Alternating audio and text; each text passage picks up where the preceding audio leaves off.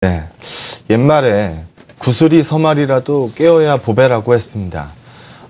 밸류에이션 PBR이 1배가 어쩌고 저쩌고, 뭐 대한민국 차별성이 어쩌고 저쩌고 이런 얘기를 아무리 한들 제가 최근에 계속적으로 강조드리는 외국인들 수급표에서 개선이 없으면 큰 폭으로 튀어 올라가는 모습을 만들어내기 어렵다라는 겁니다. 시장에 옥구슬 같은 구슬들은 많은데 깨어줄 수 있는 사람이 외국인들인데 외국인들이 손을 놓고 있다. 이런 부분들, 주도권을 완전히 뺏겼기 때문에 이런 원통한 일들이 벌어집니다. 지속적으로 외국인들 수급 개선을 얘기하면서 가장 강조하는 부분은 외국인 선물에서 급개선되는 그림이거든요. 여전히 누적 매도 계약수 마이너스 3만 계약 정도에서 돌아 나올 줄을 모릅니다. 당연히 시장이 급하게 돌아 나올 채비를 하지 못하고 있는 상황이고 1900 밑으로 쫓아가면서 팔기에는 참 그런 시황은 아니라고 봅니다만 겁났던 것도 사실입니다. 그런데 6거래일 동안 슬금슬금 올라오긴 했어요. 올라오는 동안에 외국인들 수급표를 보면 급개선되는 모습은 아직 없습니다. 그런 부분들 당연히 시장에서 조금 고민에 쌓이게 되는 시황이라는 거죠. 시장 얘기 한번 해보겠습니다. 차트 한번 보시면은요. 전일 원달러 환율이 8원 70점 빠졌습니다. 뭐 최근에 신흥국 위기가 어쩌고 저쩌고 그런 얘기들 많이 나왔었으니까 대한민국 원달러가 저렇게 빠졌다. 원화가 강세로 갔다.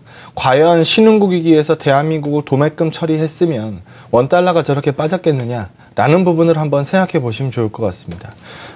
대한민국 차별성은 있는 그대로 증명하고 있다라고 판단이 되거든요. 그래서 이런 부분들도 분명히 봤을 때는 시장에서 옥구슬에 해당되는 내용입니다. 또 옐런 코멘트 한번 얘기를 해보죠.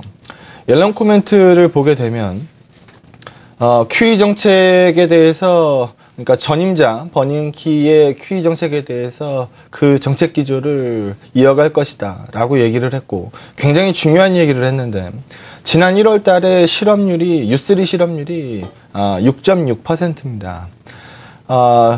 그 이전에 제시했었던 에반스 룰이 6.5%니까 많이 근접했죠.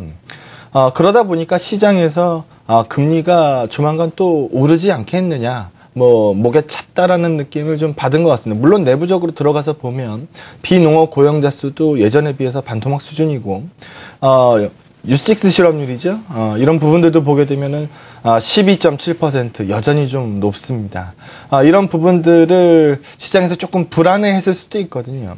그런데 이번에 옐런 의장은 그 부분을 확실히 했습니다. 실업률이 6.5% 밑으로 간다 하더라도 한동안 초저금리 기조는 끌고 가겠다라고 얘기를 했죠. 차트 한번 보시겠습니다. 10년물 국채 수익률하고 2년물 국채 수익률인데 테이퍼링, 그러니까 매입하는 채권량을 줄이겠다라는 거. 이론적으로 보면 채권 수익률이 오를 수 있는 요인입니다.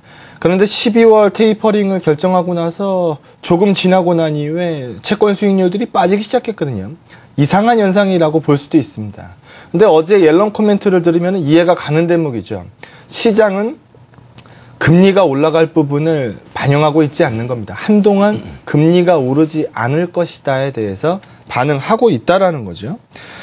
추가적으로 테이퍼링이 FOMC는 6주에 한 번씩 열립니다. 앞으로 열리는 FOMC 동안에 100억 불씩 계속 줄여내게 되면 올 연말에 딱 맞아 떨어지거든요. 그래서 이런 부분들, 테이퍼링 자체가 무서운 게 아니고 테이퍼링을 할 수 없게 되는 환경이 무서운 거죠. 테이퍼링 때문에 빠진다, 이런 거는 핑계에 불과합니다. 옐런 코멘트도 분명히 5개에 해당되는 내용이었을 거고, 전일 중국의 수출입 지표, 최근에 JP모간이 중국 증시가 수준의 15%에서 20% 정도 오를 수 있다라고 제시를 했습니다. 지난 금요일 날 오랜 휴장을 끝내고 개장한 중국 증시가 강세를 띄었고, 월요일 날 2%, 어제도 플러스. 이런 부분들을 계속 만들어내고 있습니다. 강하죠. 수출입 지표가 전년 동기 대비해서 수입이 10.6% 증가했고, 수출이 10.6% 증가했고 수입이 10% 증가했습니다. 가이던스를 크게 넘었거든요. 우리나라는 미니 차이나라고 부르는 외국인들도 많습니다. 최근에 중국 분위기 나쁘지 않았기 때문에 이런 것들 다 옥구슬에 해당되는 내용일 것 같습니다. 하지만 결정적으로 외국인들이 구슬을 깨워주지 않았다. 이 부분이 시장 탄력성이 떨어지고 있는 요인이다라고 말씀드립니다. 네.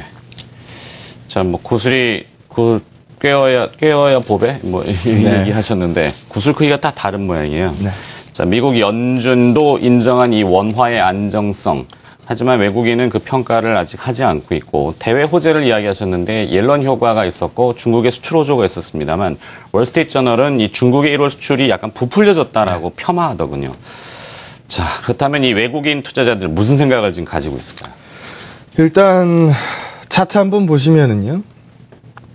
기술적인 부분으로 맹신할 필요는 없습니다만 분명히 장기 이평선이 밀집되어 있는 곳을 지켜내려는 움직임을 보이다가 무너졌습니다.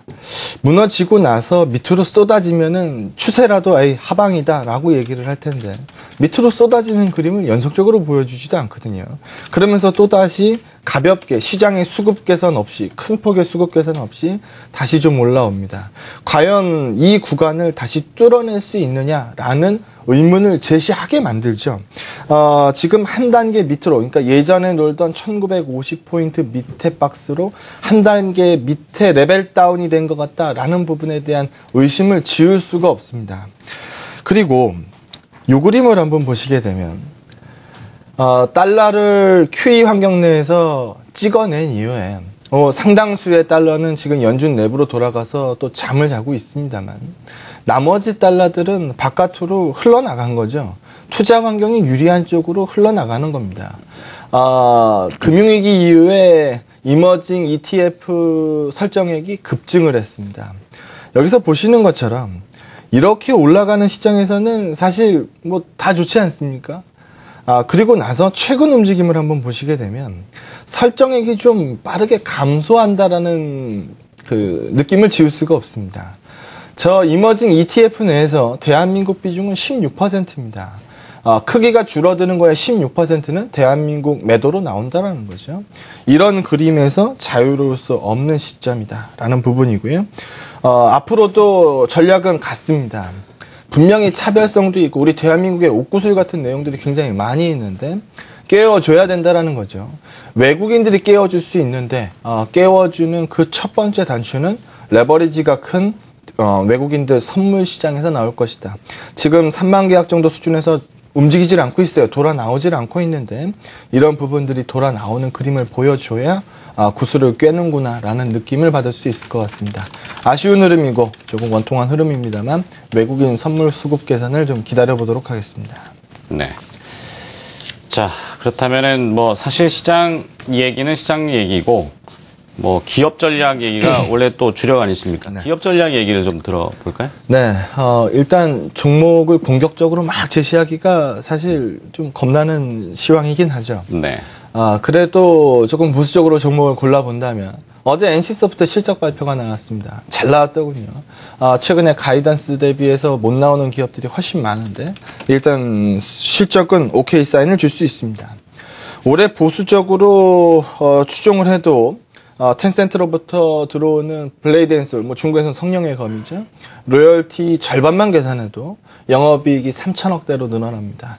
EPS 성장률이 50% 잡히는 회사예요. 최근에 외국인들 매도 나오면서 급하게 빠졌었고요. 그 구간에서 기관들은 계속 받아내고 있었습니다. 아직 어닝 기대감, 올해 어닝 기대감들이 크게 높지 않은 상황에서 괜찮을 종목으로 보고 있고요. 추가적인 반등을 한번 기대해 보도록 하겠습니다. 또 한 종목은 다들 관심이 없으실 것 같은 종목일 것 같습니다. KB금융입니다. 오늘 금리 결정이 있죠. 한은에서 금리 결정이 있는데 김중수 총재님 임기 만료가 얼마 안 남으셨습니다. 오늘 기자들이 물어보겠죠. 최근에 신흥국들이 금리를 과감하게 올렸는데 우리 대한민국 금리는 어떻게 됩니까? 라는 부분의 질문이 아마 나올 것 같고요. 조심스럽게 하반기 금리 인상 얘기가 나올 시점이 됐다라고 봅니다. 금리 인상 시기에 유리한 은행주 포커스 중에서 최근에 KB카드 때문에 급락했었던 KB금융을 한번 얘기해 보도록 하겠습니다. 네. 얘기를 더 하신다는 얘기인가요? 거기까지 하신다는 얘기인가요? 여기까지 하겠습니다. 알겠습니다. 자.